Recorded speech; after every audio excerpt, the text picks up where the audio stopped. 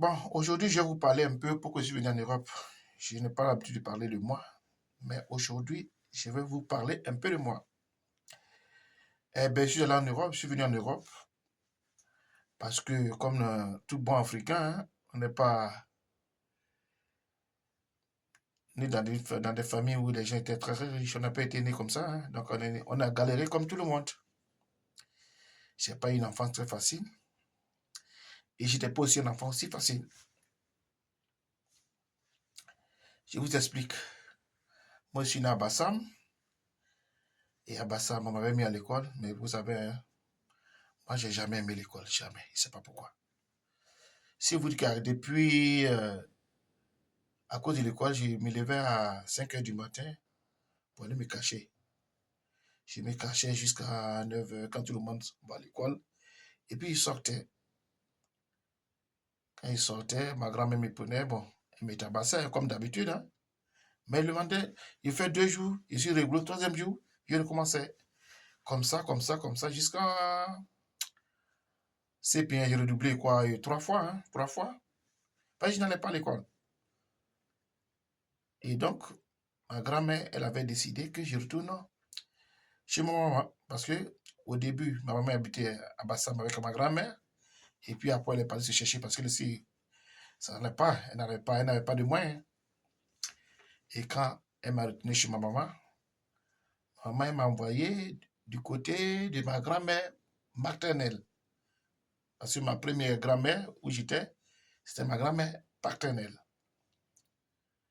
Et donc, quand ma mère m'a envoyé chez ma grand-mère maternelle, elle m'a laissé là-bas aussi. Là-bas, c'était un petit village, donc je n'avais pas le choix.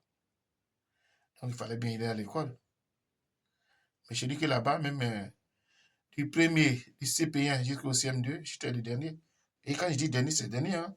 Dernier de la classe. J'ai été toujours dernier. J'ai jamais été deuxième, troisième. C'était pas mon truc.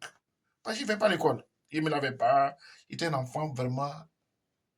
C'est pour ça que quand je vois des enfants qui sont un peu canards, je me dis que c'est normal, ça va passer. Du premier, du premier jour depuis Bassam, j'étais dernier, jusqu'à ce qu'on me vire. Alors, on m'a changé de ville. Je suis venu à Assini. Assini là-bas. Du CP1 jusqu'au CM2, j'étais le dernier de la classe. Et quand je dis dernier, c'est dernier. Hein. Ne croyez pas que c'est dernier. Parce qu'avant, on classait dans les classes, dans les écoles. Premier, deuxième, troisième, quatrième, jusqu'à le dernier là. C'est là où j'étais. Je n'ai jamais été premier, je n'ai jamais été avant-dernier, tout dernier. De la classe jusqu'au CM2.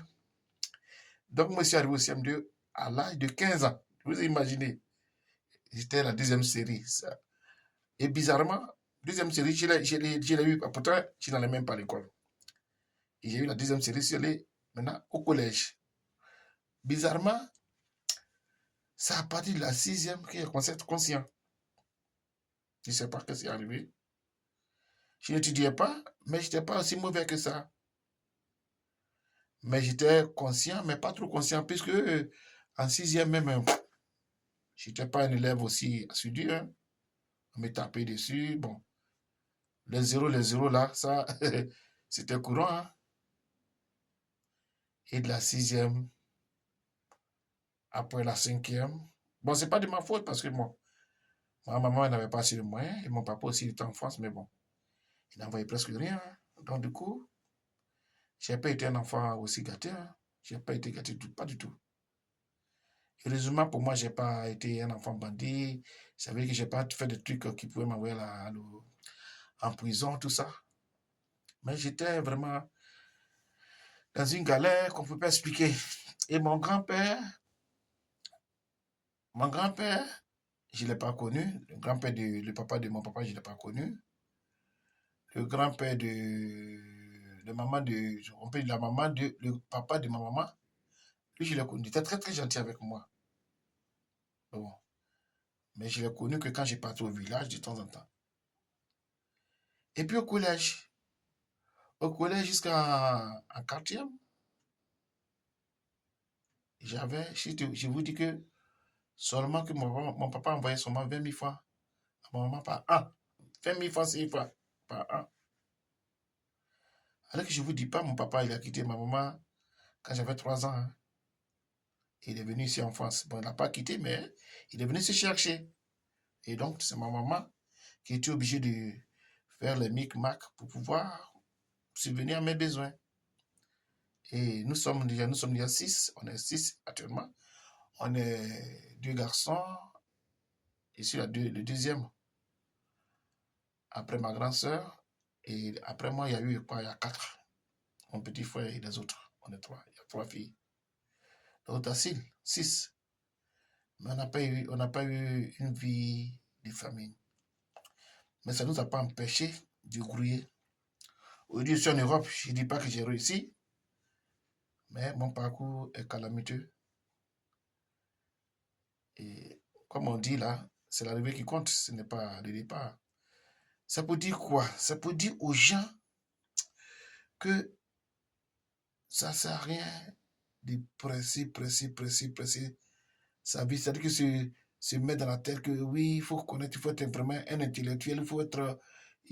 C'est ce que tu as dans la tête qui te fait réussir. Ce n'est pas les grands papiers, les grands diplômes. Ça c'était peut-être au temps avant. Maintenant, là, c'est ceux qui ont quelque chose dans la tête qui brille. Ce n'est pas ceux qui savent parler le gros français ou bien ceux qui ont des gros diplômes. Moi, quand je vois un enfant qui ne connaît rien, je me dis, bon, ça va passer. Parce que ça m'est arrivé. Donc, je sais de quoi je parle. Mes filles, actuellement, elles ont fini. Elles sont très belles. Mais je laisse le temps passer comme ça. Je ne force rien. C'est ça qu'on appelle vouloir savoir ce qu'on veut. Tu laisses le temps faire le temps. Tu laisses le temps faire ce qu'il a à faire. Maintenant, tu saisis les opportunités. C'est ce qui tient. Le reste, c'est du blabla. Ça, c'était la première partie. Je reviendrai une fois pour faire la deuxième partie. Et vous allez savoir comment la vie nous réserve beaucoup de surprises.